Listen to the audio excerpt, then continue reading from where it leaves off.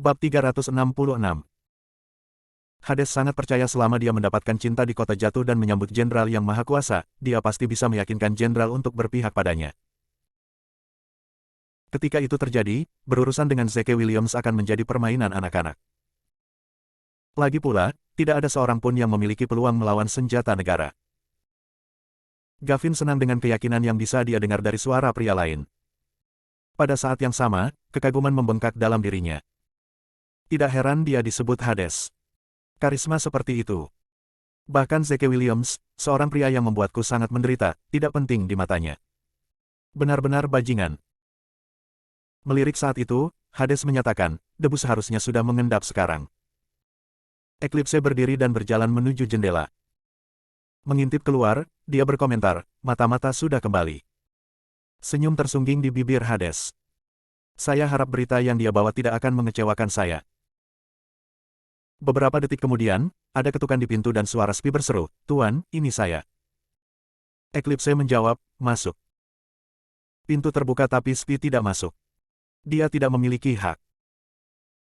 Dalam suasana hati yang langka dan baik, Hades memerintahkan, masuklah. Terkejut, Spi dengan hati-hati memasuki kantor. Laporkan. Apakah Williams menyerahkan Love in a Fallen City? Hades bertanya. Spi menarik napas dalam-dalam sebelum menjawab, tidak. Hah? Jari Hades berkedut dan alisnya berkerut dalam. Bagaimana mungkin? Saya yakin saya telah meneliti keluarga Daniel Hinton secara menyeluruh. Dari apa yang saya temukan, dia akan rela menyetujui apapun selama ibunya tidak tergerak, bahkan menyerahkan nyawanya sendiri. Kota jatuh lebih penting daripada nyawanya. Puan, bukan hanya keluarga Hinton tidak mengasingkan ibu Daniel Hinton dari Hinton Hollow, tetapi mereka juga menguburkannya di petak pertama. Di depan leluhur pertama keluarga Hinton. Apa? Tatapan tajam Hades dan Eclipse membuat lubang di tubuh Spi. Intel ini terlalu palsu untuk menjadi kenyataan. Tidak mungkin keluarga Hinton akan mengubur orang luar di plot pertama. Apakah Spi mencoba mempermainkan mereka? Itu juga tidak mungkin. Dia tidak akan berani melakukan hal seperti itu. Hades menuntut, apa yang sebenarnya terjadi? Ceritakan semuanya. Ternyata penyelamat jenderal yang maha kuasa itu sebenarnya adalah ibu Daniel. Dengan hubungan ini, tentu saja keluarga Hinton tidak akan berani menganiaya abunya. Eclipse dan Hades saling bertukar pandang, tubuh mereka tegang. Bagaimana hal-hal bisa menjadi kebetulan seperti itu? Tapi bukan itu intinya. Lebih penting lagi, Hades kalah dari Williams. Lagi. Dia bahkan tidak bisa mengingat kapan terakhir kali dia merasakan kekalahan. Namun baru-baru ini, berkali-kali, dia terus kalah dari Williams. Itu adalah pemikiran yang menghancurkan. Eclipse tidak bisa menahan diri untuk tidak menghela nafas, tidak masuk akal betapa beruntungnya orang ini. Gavin hampir mengalami kehancuran mental. Hades adalah sosok yang dia pandang sebagai pria yang tak terkalahkan, seorang legenda. Tetapi bahkan dia kalah melawan Williams, dan tidak hanya sekali. Bahkan jika dia tidak bisa menangani Williams, maka Gavin membuat musuh dari pria itu pada dasarnya akan meminta masalah. Masih belum mau menyerah, dia menghibur Hades, Tuan, orang itu hanya beruntung. Hades memotongnya dengan kasar, keberuntungan adalah kekuatan dalam dirinya sendiri. Gavin menutup mulutnya, ekspresi bingung muncul di wajahnya. Apa yang dia maksud dengan itu?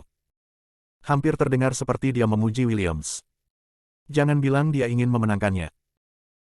Pak, Anda tidak bisa membiarkan dia pergi begitu saja. Gavin hampir memohon pada pria itu. Keluar dari sini untuk saat ini. Aku perlu memikirkan semuanya dan membuat rencana baru. Tetapi, Hades meliriknya untuk terakhir kalinya, dengan tajam berkata, kamu bisa pergi sekarang. Mengundurkan diri, Gavin tidak punya pilihan selain pergi. Spi mengambil kesempatan untuk menyelinap keluar mengejarnya. Saat mereka pergi, Hades tertawa terbahak-bahak. Menarik. Pria itu semakin menarik dari hari ke hari. Bab 367. Eclipse tampak bingung saat dia menatap pria lain. Hades, apa yang kamu tertawakan? Aku menertawakan betapa bodoh dan piciknya kita. Apa maksudmu? Dia bahkan lebih tersesat sekarang. Hades menyatakan, ingat apa komentar kami tentang Zeke Williams? Nekat, arogan, berbakat tapi angkuh. Hades mengangguk. Sekarang sepertinya dia banyak akal dan berani. Dia tipe orang yang sempurna untuk bekerja di dunia bawah. Eclipse tercengang. Dia belum pernah mendengar Hades memuji seseorang begitu tinggi sebelumnya, terutama bukan seseorang yang begitu muda. Dia bergumam, jadi, apa yang kamu rencanakan selanjutnya? Hades terdiam beberapa saat ketika dia merenungkan pertanyaan itu. Akhirnya, dia menjawab, saya rasa kita berdua tidak akan cukup untuk membuat rencana kita berhasil. Terkejut, Eclipse berkata, tunggu, jadi maksudmu mengundangnya untuk bergabung dengan kami dalam rencana itu? Itu benar. Eclipse tersentak dan menjawab, saya akui dia tampaknya memiliki beberapa bakat tetapi apakah itu cukup baginya untuk berdiri di samping kita? Tentu saja, dia tidak bisa dibandingkan dengan Anda dan saya. Tapi Anda tidak boleh lupa bahwa dia masih muda dan memiliki potensi. Selama kami memberinya sedikit dukungan, saya yakin dia bisa memainkan peran integral dalam rencana kami. Jelas Hades. Karena kamu tampaknya sangat memikirkannya, kurasa aku tidak punya hal lain untuk dikatakan. Eclipse mengangguk setuju. Bagus. Kalau begitu kita harus memintanya datang untuk bicara. Masalah ini sangat penting dan harus didiskusikan secara langsung.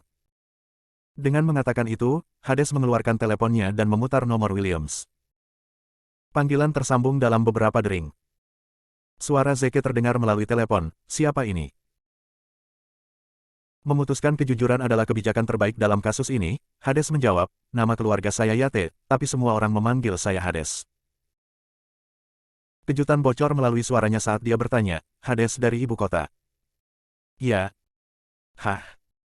Jika kamu Hades, maka aku Zeus. Zeke menutup telepon. Eclipse dan Hades saling menatap sejenak, tidak yakin apakah harus tertawa atau menangis.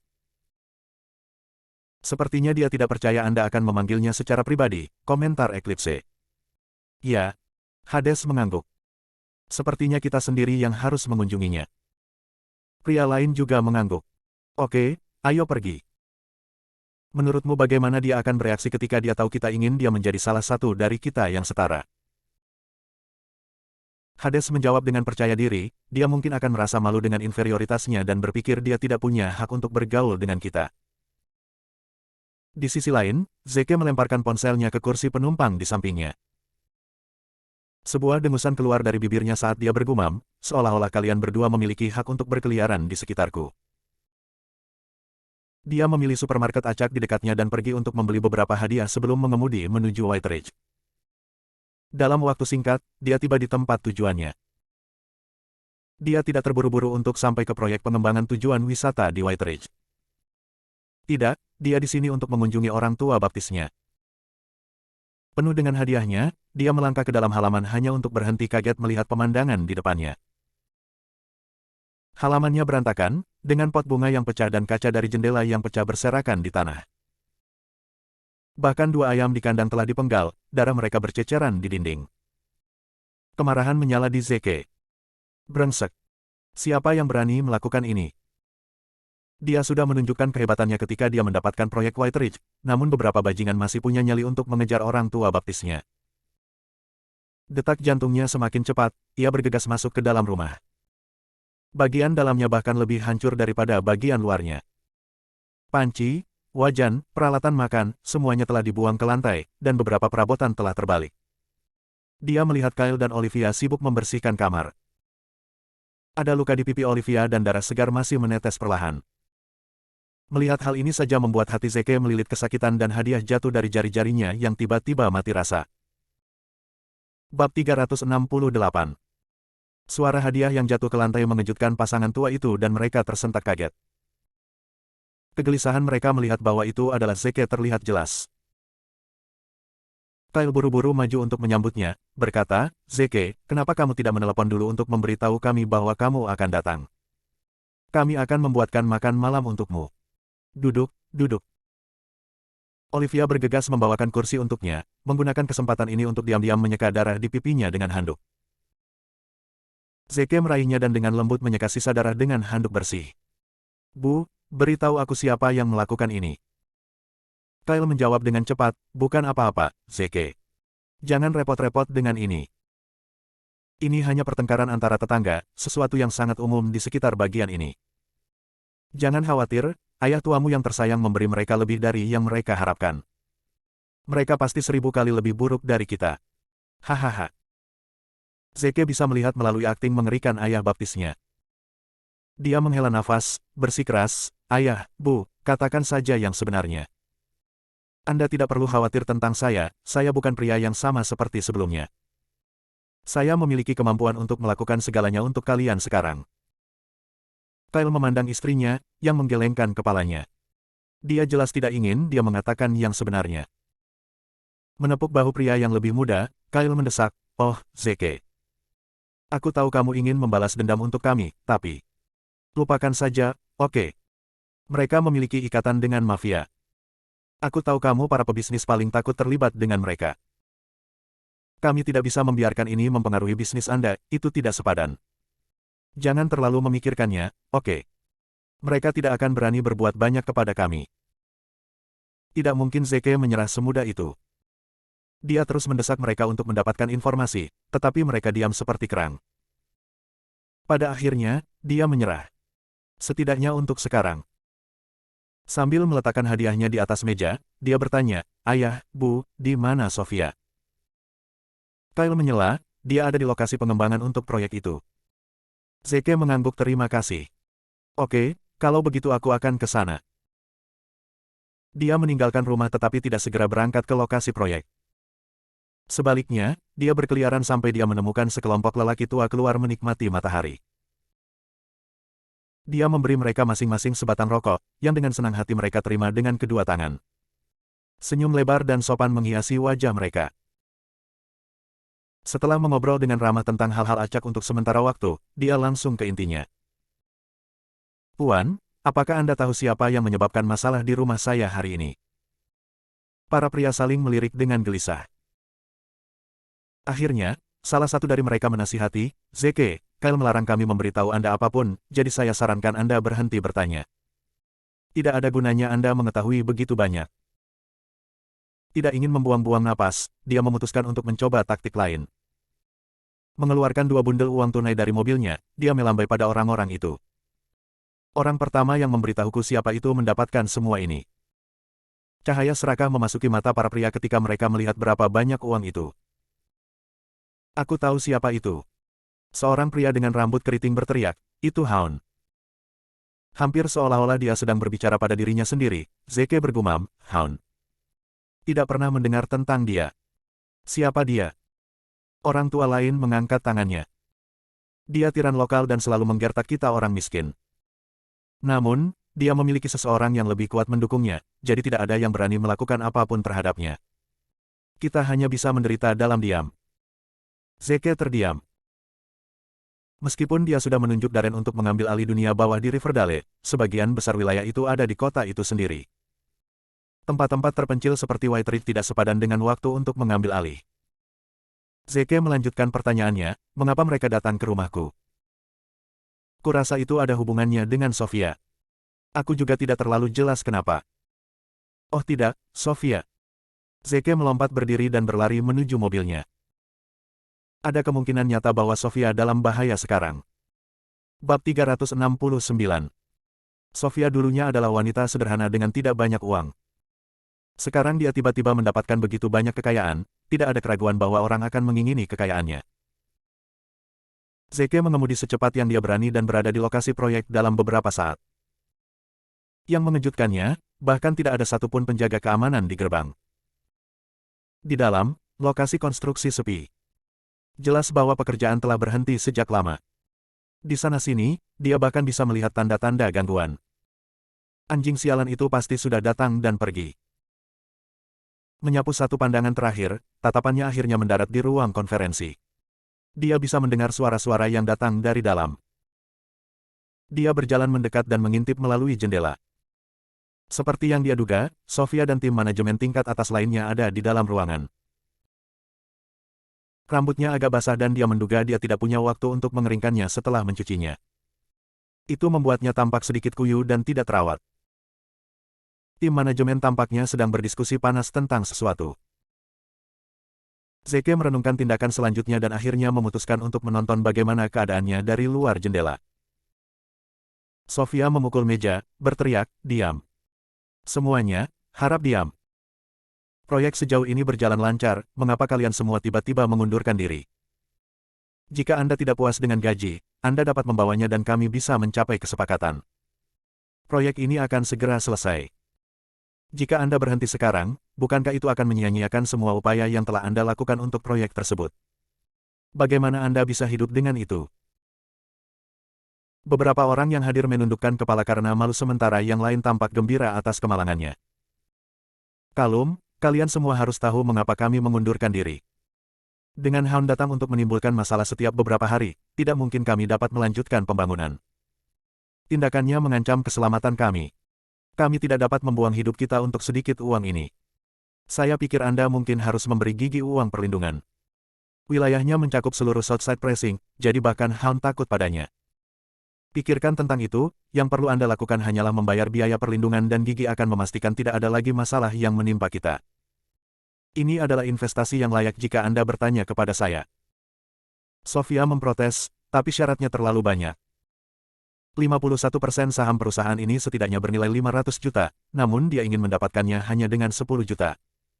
Itu hanya perampokan jalan raya. Selain itu, perusahaan ini milik Zeke, saya tidak bisa membuat keputusan ini untuknya. Wanita yang keras kepala. Seorang pria bergigi tegap melangkah keluar dari kerumunan. Itu adalah Gigi. "Mes. Kalum, saya rasa Anda tidak sepenuhnya menyadari situasinya. Saat ini, pasukan dunia bawah di Riverdale memiliki bos baru, jadi keadaan masih sedikit sibuk. Hound datang ke sini untuk membuat keributan hanya awalnya. Saya yakinkan Anda, semakin banyak orang akan berada di sini untuk menyebabkan gangguan di masa depan. Ketika itu terjadi, Anda tidak hanya akan kehilangan 51% saham Anda akan kehilangan segalanya. Satu-satunya yang bisa melindungimu sekarang, adalah aku." Ada teriakan ketika semua orang mencoba membujuknya untuk melakukan apa yang dia katakan. Akhirnya muak dengan mereka, Sofia berteriak, "Cukup. Berhenti bicara.